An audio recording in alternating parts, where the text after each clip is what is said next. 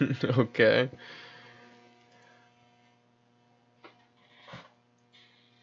So we are looking into the missing. I don't know. We've just been fucking running through these 411 videos recently, but they're really good by the Lore Lodge. Fucking, I don't know how I'm not subscribed to him, but yeah, fucking there you go. Subscribe to this guy. I'll leave a link in the description below. And like I said before, today, wait, whoa, what the fuck? Today we are looking at the Jim McGovern case. Hopefully this is, entertaining. And, honestly, before I fucking start this video, I'm gonna run downstairs to the car. And we are going to, well, I'm gonna get some shit.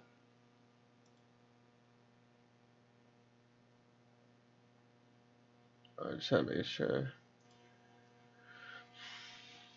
Oh, what was it then? I was supposed to, fuck. Damn, I forgot. Oh well.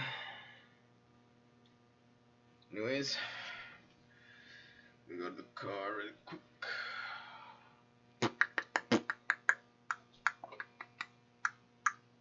Alright. Hear me?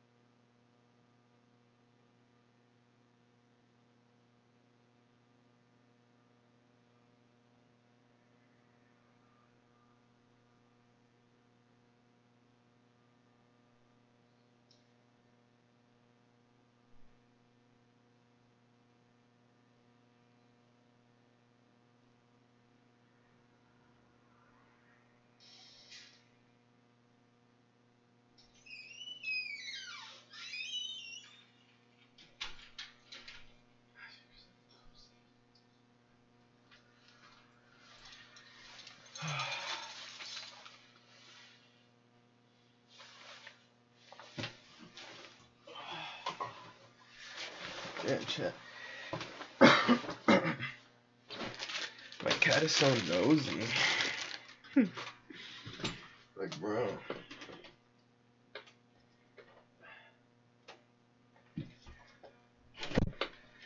Like I went downstairs to get these. The fucking went to the dispensary today and I got these again. Fucking, let's see if you guys could see what this is. There we go. Sleep 2 plant based. Fuck. Trying to like align it up. But yeah, went to the dispensary and I got these 2 sleep plant-based THC pills. Let me just read them really quick. It's supposed to promote deeper and more restful sleep. Fast acting. 2 milligrams of CBD, 5 milligrams, 5 milligrams of CBD, 5 milligrams of THC. Yeah, so I guess they're like pills, like weed pills that help you sleep better. Shit. And yeah, I went to the dispensary today to get like, you know, joints. And I guess they have like a thing right now where if you spend like over $100, I think, they give you like these to try. This is my second time getting them already. So, in the first time I felt kind of like nauseous when I took them. I think that's just because I was like really high, but I don't know. We'll see.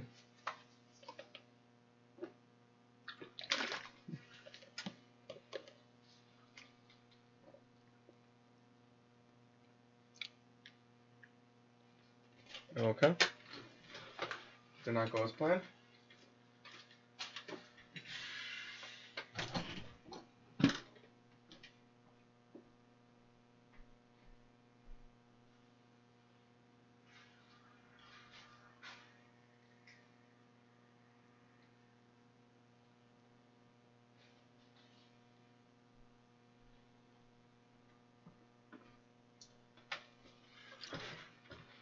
It's so weird. I can't take pills if I drink it from a straw, like the water. Super odd.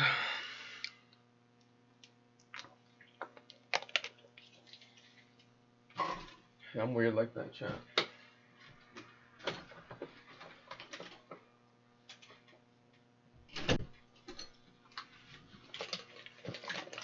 2014, Dr. Jim McGrogan and his friends set off on a guy's trip for a hike up in Vail, Colorado. After splitting up from the group that he was with at 10 a.m., Jim would disappear, never to be seen alive again. Today, we'll tell you the story of how that happened. To start off, it's important that Jim McGrogan was a medical doctor. He was 39 years old, he was in fantastic physical shape, and he had the medical training and outdoorsman experience to be going on a hike with really no trouble whatsoever. Now, to be clear, the hike that Jim and his friends were undertaking was by no means an easy, casual one, but it also wasn't the sort of ice climbing that you might see with Mount Everest or Denali or something like that. This was just a hike up a rather difficult trail, but at the same time, it's not the kind of trail that people usually go missing or die on. Jim and his friends were going for a hike in Vail, Colorado. Now, Vail is one of the most popular skiing destinations in the country. Importantly, though, in the context of this being a missing 411 case, Vail is located within White River National Forest. So, off the bat, we're talking about something that very much fits in with the national parks conspiracy that we talk about all the time on this channel. Vail sits at about 8,150 feet in elevation, and it is in the state, Colorado, with the most avalanche fatalities per year of any state in the country. However, that doesn't stop most people, especially because these avalanches tend to happen on back trails and not on the main areas in which people use Vail's slopes. The group was hiking to Eisenman Hut, which sits at about 11,230 feet of elevation, so there's about 3,000 feet of elevation. I'm gonna do good old MW2. And while Eisenman Hut itself is only about 4 miles from the town of Vail, the trail to get there is a 9-mile trek, again, up 3,000 feet of elevation, so it is a difficult path. There are 2 different ways to get to Eisenman Hut, but it's not clear exactly which trail they started off on that day. It is, of course, important to note that there are 2 trails to get up to Eisenman Hut, but which one they took is unclear. Jim and his friends set off for Eisenman Hut at 8:30 a.m. on March 14th, 2014. The weather that day was pretty mild for a winter day in Vail, at least at the time that they started out. It was 30 degrees Fahrenheit with some cloud cover and a gentle 6-mile-an-hour easterly breeze. So, really not the kind of day where you would anticipate bad things to happen. It would, of course, begin to snow later on, but for the first hour and a half of the hike, when Jim and his friends were all still together, there really weren't any issues. Nobody was concerned about anything. Nobody was looking around going, this is worrisome, maybe we should go back down. It wasn't the kind of case where you were worried about natural disasters occurring. And the first hour and a half of their hike went off without a hitch. They covered about 4 miles of the trip, and at 10 a.m. decided that they all wanted to sit down and take a little bit of a break, enjoy the scenery, and not really worry about getting there. They were making great time. Of course, 4 miles in an hour and a half is pretty standard for just somebody walking. but to be going uphill implies that these were Yeah, that's all true. men who were in pretty good shape. At Yeah. 10 a.m., which was the time of separation, it was a little bit colder, 27 degrees, and had begun snowing rather heavily, yet it still hadn't accumulated on the ground. Dr. McGrogan's friends would later say that they were a bit irritated with him for wanting to go on ahead without them when they decided to stop for a rest, but they figured that eventually they would catch up to him and it wouldn't be that big of a deal. So, at 10 a.m., Jim packed up all of his stuff, hit the trail, and started heading up toward Eisman Peak. After convincing everybody that it wasn't that big a deal and he would be just fine on his own, after all, he had a GPS, a cell phone, an avalanche beacon, warm clothes, food, water, a first aid kit, and a few other necessary supplies for survival. And Jim was known within his group for being a pretty avid and strong outdoorsman. They really weren't worried, it was more that they were just annoyed that he was going on without them. So, he set off, and they figured it wouldn't be a big deal. Now, when he set off, if you had looked up the trail after him, what you would have seen was that the trail itself, while it was snowing, was heavily compacted snow. This was a well-worked trail. It was not the kind of thing where people were blazing their way along. Both sides of the trail had at least 3 feet of soft snow on them. So any attempt to leave the trail would result in a pretty clear set of tracks being left behind, and even in the heavy snow that is common for Vail, it would take several hours for enough snow to accumulate that it would cover up any tracks. Now, snow would continue accumulating until it stopped snowing at 9:30 p.m., but by then, the search had already been launched. Because what happened here is that Jim's friends made it to the rest stop where they expected to see Jim, but he wasn't there. You're fucking so, annoying. Of course, figuring he had just gone along all the way up to the hut at the top of the mountain, they just continued, figuring they'd run into him there. But when they arrived there late in the afternoon and spent a little while searching the hut and the surrounding area for their friend, it occurred to them that something was wrong. Jim was not where he was expected to be, and so they contacted the authorities, which in this case were the Eagle County Sheriff's Department, who called in help from a local National Guard station. So a search was launched with 110 people, Is that what you wanted, covering an Bajay? 18-square-mile You want search to be area annoying? with multiple helicopters, dog teams, and snowmobiles. Now, of course, at the time, nobody was too concerned. Jim was perfectly capable of surviving in 30-degree weather alone for a few hours, and again, they figured that if something had gone wrong, he would have let somebody know. After all, he True, had yeah, his why wouldn't he avalanche let beacon, somebody which know? is a two-way transponder that allows people to locate people buried in an avalanche, and he had his GPS and a fully charged cell phone, and it's believed he had at least several spare batteries or pre-charged portable chargers. So, if he needed help, he could call for it. This area does have cell service. On top of all of the preparedness, it's important to remember that Jim himself was a medical doctor. He was a physician. So they figured even if he did manage to hurt himself, he could probably stitch up and fix just about any minor wound, and any major wound he could... Oh shit, that is a Super Bowl So, chat. the search was a little bit leisurely at first, not unconcerned and not lazy, but it wasn't the kind of thing where people figured it was life and death. That's not to say that nobody was worried, but he simply was expected to be okay. The search, of course, began in its immediacy around the trail. So, they made sure to send people up and down, look for any tracks that indicated somebody had departed, but in that first few hours, nobody found anything. It did not appear that there were tracks leading off of the trail, and considering the time difference, it had only been, at most, 11 and a half hours. And even if it were 10 a.m. that he completely disappeared, if he had walked off the trail immediately after leaving his friends, they would have seen his tracks. And those tracks still would have been there. There weren't 3 feet of snowfall that day. Now, we don't have exact numbers for accumulation of snow, but it's pretty safe to say that had Jim walked off the path, somebody would have seen his footprints. As March 15th dawned and the search widened to cover other areas not previously searched, I mean, but there you'd was be a little bit more surprised how concern. easy footprints Where was are Jim? to like Why were miss. there no footprints? How did he go missing? Did he reach Eisman Peak and then decide to go down the hill somewhere else?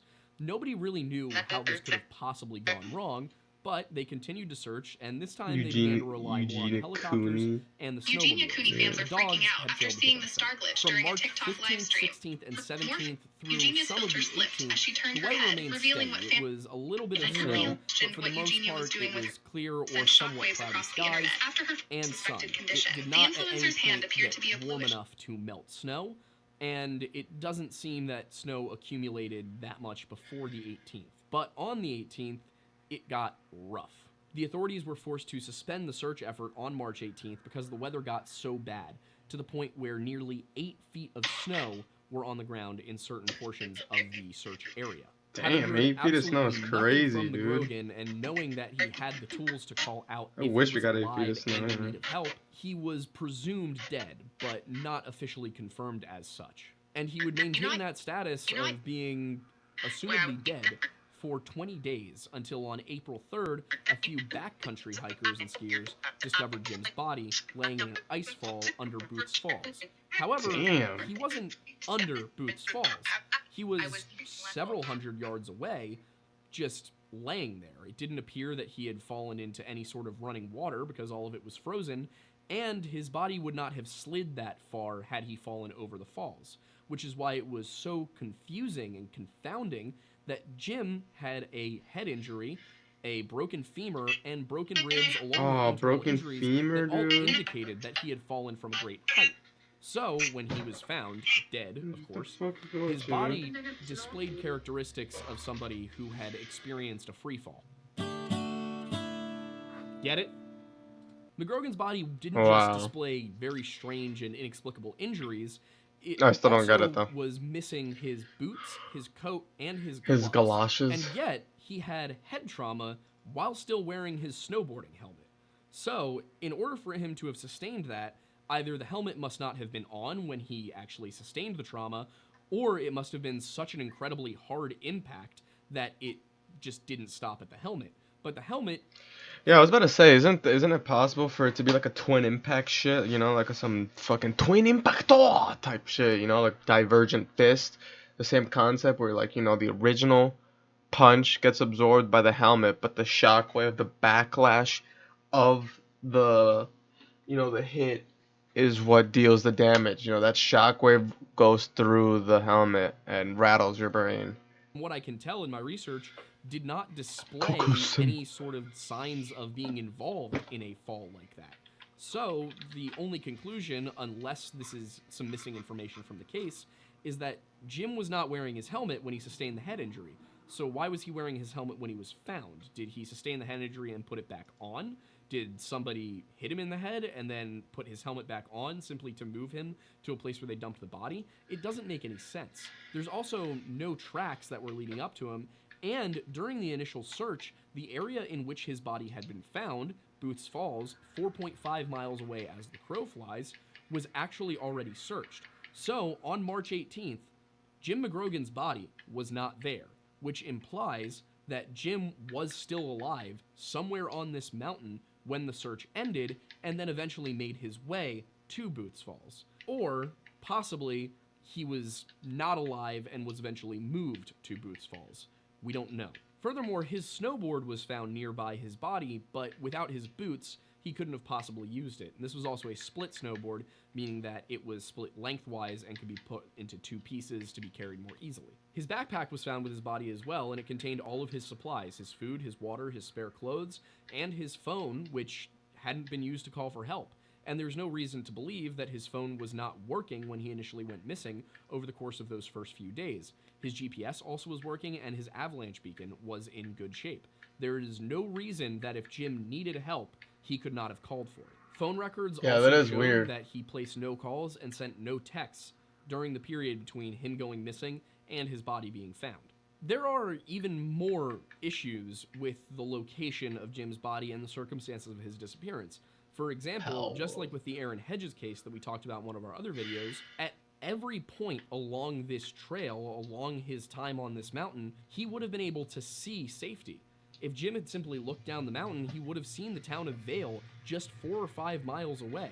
And while it would have been more complicated to hike there because there wasn't a trail, he still could have gotten there, or at least tried to flag something. Yeah, that is true. He didn't. In addition to the part where he could have seen the town of Vale, he saw no had one. to hike 12 to 14 miles to get where he was. There was no straight 4-mile shot from where Jim went missing to where Jim was found. And along the way, there were... I mean, but then again, when I'm thinking about it, dude, like, I could fucking, like, sprint/jog, like, 4 or 5 miles in, like, 50 minutes. I was not that surprised. That's jogging and running. Snow, and yet no tracks were seen. from the sky, from a helicopter, if you're flying around looking for somebody who's missing, you can see pretty well if they have left a trail. We can, fly planes above the Amazon and see lines that denote where there used to be buildings. It's incredible what you can actually see from the sky. And yet, trained search and rescue, Army National Guard pilots could not find any trace of Jim making a trail down the mountain. It was forested, but at the same time, there were sections between where he went missing and where he was found that are not forested enough to obscure a trail from the sky. And finally, why didn't Jim call for help? Yeah, that's very strange. That is probably the most important question here. Because in order I mean, just me speculating, I feel like anytime somebody doesn't call for help, it's because there was an intervention. You know what I mean? And that can mean, like... And what I mean by intervention, maybe I should clarify. What I mean by intervention is that I mean, like, it could have either been, like, like a bear or something, like an animal or a human. Just, intervention. Like, it wasn't an accident. Like, like he slipped and fucking fell. Nah, none of that. Him to go missing without calling for help, he must have been either unconscious or delirious at the point when he left the trail. Yeah. But again, there's no sign that he ever left the trail. Something has gone awry. The only possibilities here are that he was kidnapped and brought somewhere else, or that he somehow made it off of the trail, presumably once he got to the top, and then just headed down the mountain somewhere else, into the more wild terrain where there wouldn't have been an easy spot to look for where he left. Because again, with the trail, it was compacted snow, 9 miles of this uphill with 3 to 5 feet of snow on either side. If he had left the trail while on the trail and not at the top, it would have been visible to search and rescue, and it wasn't, which means that he can't have left the trail unless he was at the top of it. And since we know he didn't come back down, that's the only real explanation here. Unless you're going into something supernatural, like a bird snatched him off of the trail or something like that. And that seems pretty unrealistic. Wait, but aren't there like bats that are like human-sized? Or some shit that can actually pick up a human? For how somebody could get off that trail. Pretty sure there are. Went all the way to the top and then left them somewhere around Eisman Cabin, or if they were picked up by something that could fly or swing through the trees. Those are the only possible options here. And even if we... Fly, possibly? Like, look at this.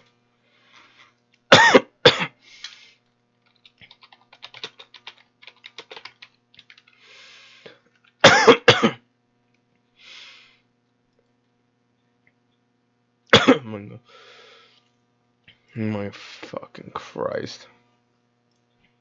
I don't know why I just exited out of that.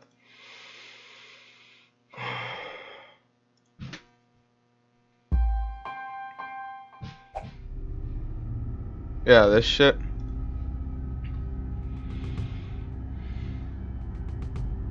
Apparently these are like normal.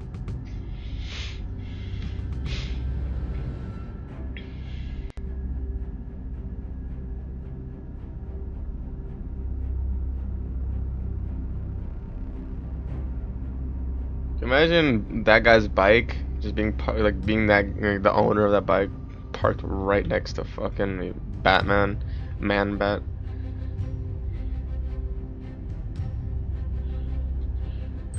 Man said fucking... Oh shit, he's standing next to him. That's the Philippines.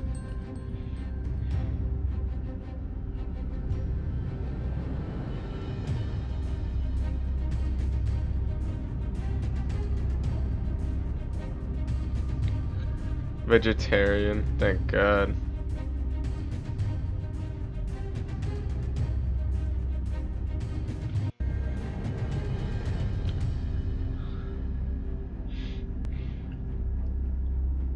I mean, their tummies are pretty small. I doubt they get any people. Oh.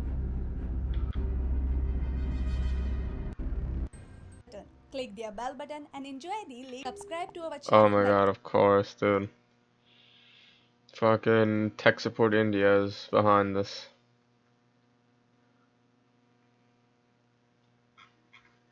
But yeah. Are okay with believing that Jim walked all the way up this trail, got to the top, got to the end, and then somehow lost his mind, it still doesn't Lost account his for how he mind, walked Donnie. 12 to 14 miles all the way to Booth's Falls without leaving a trail, without being seen, and without dying in the 8 feet of snow that would have surrounded him. Yeah, in he some would have parts should have of gotten like this trip. frostbite or like And then, hypothermia how or did he some shit. sustain the fall injuries when his body was not located anywhere near any sort of cliff or high place? He just can't have died from a fall where he was found. So that means that his body has to have been put there at some point. None of the details of the case actually make sense altogether. Wait, he said that there was no footprints, right? Because I was thinking like, what if he got hurt and he placed himself there? But then they did say that, Take yeah, never mind. individual stuff. Sure, he's got fall injuries. You can theorize that he fell, but there's no cliff. There's nowhere he could have fallen from. There was no avalanche reported. There was nothing reported of him being in a tree. There is no reason to believe that he fell onto that spot, which implies, of course, that his body was. Well, I mean, you'd be surprised, dude. Like your legs could give out. Like I've been like delivering packages sometimes, and I'm like taking a picture of the package that I just delivered, and all of a sudden, like I'll miss like a step or whatever, or like I'll be tired and like my leg will fucking not give out, but I'll like misstep and like accident almost like roll my ankle and shit, or like fucking fall down the stairs. Like and it's like 2 stairs, like you could trip over yourself, dude. You'd be And the surprised. reason that it must have been placed there after death is because Jim could not possibly have gotten to where he did with a broken femur. Oh, There's yeah, just that's no true. way. It's impossible. When it comes to investigating possible foul play, none was Broken really femur. suspected. Nobody that Jim left on the trip with had any motive, any reason to hurt him unless they were that upset that he decided to go alone. But that would require everybody keeping quiet about committing a murder of one of their friends entirely because he decided he wanted to keep hiking when they wanted to take a rest. That's not a good enough motive for murder. It doesn't make any sense. And I nobody mean, at you'd be Eisenman surprised Cabin too. But I mean, I reported keep saying that, seeing but yeah, Jim dude, you'd be Grogan that surprised. day. People killed for So far either less. somebody did a damn good job of kidnapping him, covering up all of the tracks, and taking his body 4.5 miles away, assuming they flew it there, 12 to 14 if by foot, and then not having anybody notice for 20 days. It just doesn't make any sense. As for the specific missing 411 profile points that this touches on, it actually gets a pretty good number of them. It gets 7 of them. This is a national forest. There was a steep elevation change. His body was actually found at 9,600 feet when he had left from about 8,100 and should have reached 11.2. There was a dramatic, if not sudden, weather change. Booth's Falls is part of Booth's Creek, which is, of course, full of boulders. This is, of course, in Colorado, in the Rocky Boulders. Mountains. There are lots of cave systems. The dogs could not pick up a scent, Caves. and when he was found, he was So, missing clothing. like, Boots,